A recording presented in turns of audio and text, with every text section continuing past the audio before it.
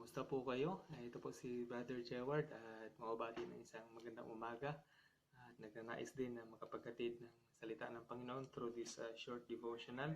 So this is entitled Caring Christians. I will read a verse in Psalm 142 verse 4. Sabi po dito, I looked on my right hand and beheld, but there was no man that would know me. Refuge failed me. No man cared for my soul. So ito po ay sitwasyon sa buhay ni David na sinasabi niya almost walang nagki-care sa kanya.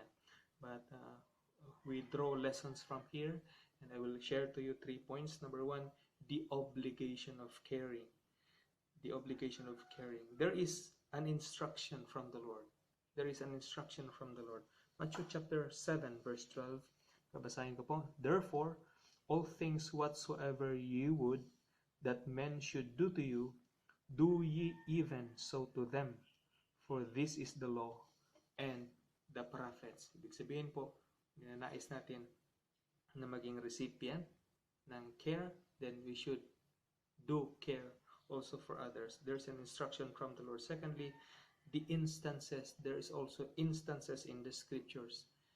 Remember, yung early chapters ng Book of Acts, makikita natin doon na yung mga early disciples is binenta po nila yung kanilang mga ari-arian at dinala ang mga kinita nito doon sa paanan ng mga apostol at ito ay para ma-extend po doon sa mga pangangailangan ng sa kabuuan ng mga mananampalataya that time.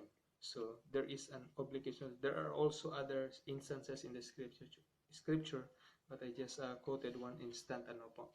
So secondly, not just the obligation of caring, there is also obstacles in caring. Obstacles in caring.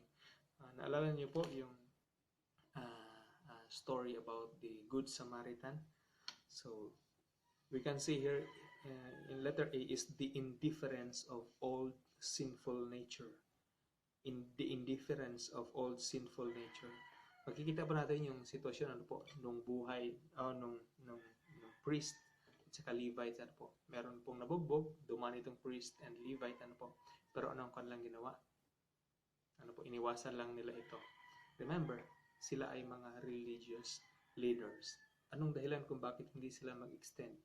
Because itong nabugbog ito ay hindi Hudyo. So ang pagkakataon na kung saan tumulong is bigla nilang inaalis dahil merong differences sa kanila. Yung nangibabaw sa kanila yung old sinful nature kaysa dun sa pag-care supposed to be sa isang taong nangailangan ng tulong. Not just the indifference of old sinful nature, another obstacle also is the inconvenience it causes. So ituloy ko lang po yung kwento about that the parable of Good Samaritan. So this Good Samaritan extends ng kanyang tulong sa paanong paraan. Bumaba siya, habang siya nagbabiyahe, bumaba siya. Nakita niya itong nabugbog na ito. Sinakay niya sa kanyang hayop na sasakyan at dinala ito sa pagamutan. Nag-iwan ng pera para doon sa pambayad doon sa doktor. At sinabi niya, kung kulang pa ito, ako'y babalik para bayaran ang kulang. So makita dito yung inconvenience na idulot nito sa Samaritan na ito. Subalit, ito ay nagpapakita na mayroong sacrifices na pwedeng gawin. May mga obstacles na pwede nating maranasan as we practice caring. So we've seen the obligation of caring, the obstacles of caring. Thirdly, the outcome of caring. The outcome of caring. There's a verse in 2 Timothy chapter 1. Basahin ko po sa inyo. 2 Timothy chapter 1 verses 16 up to 18. The Lord give mercy unto the house of Onesiphorus, for he oft refreshed me, and was not ashamed of my chain. But when he was in Rome, he sought me out very diligently, and found me.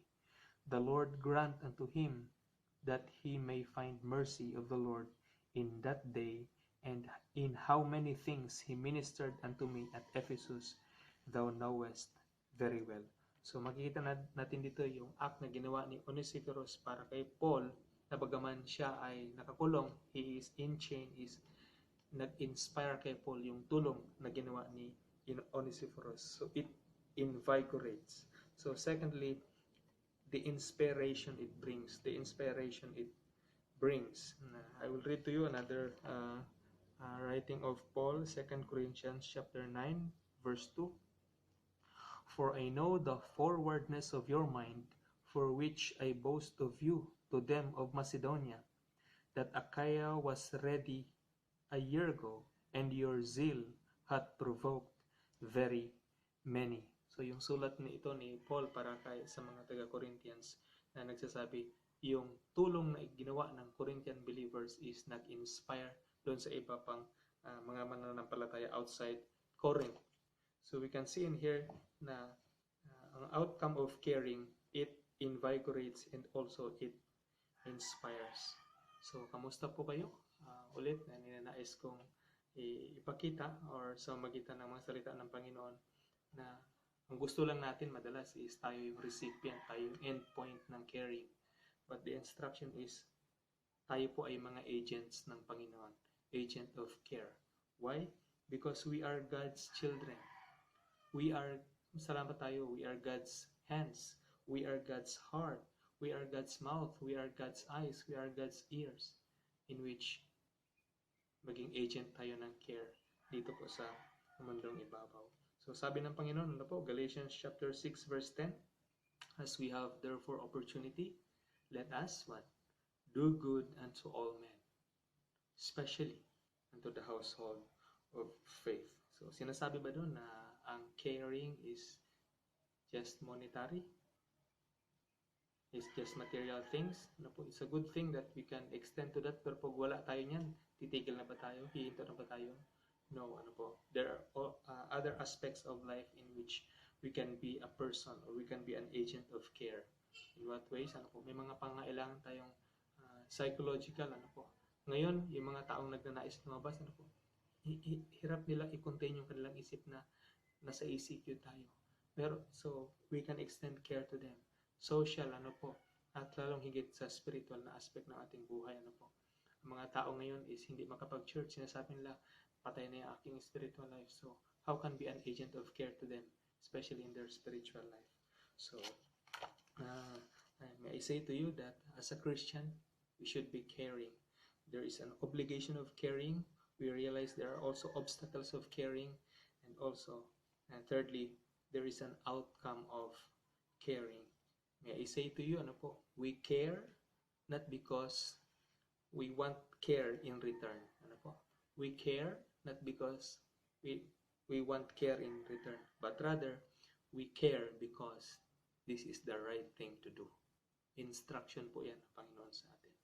So, nawa ay magampanan natin ito. Ano po? Hindi dahil sa ating kakayanan, hindi sa ating pera, hindi sa ating galing, hindi sa ating material na mga bagay, kundi tayo po ay lahat ay pinagkatiwalaan ng Panginoon. Ano po? May isip tayo, may pakiramdam tayo. So nawa ang pagkakataon na ito ay maging best time, ano po, para maipakita natin na tayo ay mananampalataya. We are not just Christians, but caring Christians. So yun lang po. At maraming salamat sa inyong pakikinig. Naway napagpala tayo ng salita ng Panginoon at naway ma-extend po natin ang care sa bawat isa. Maraming salamat po at purihin ang Panginoon.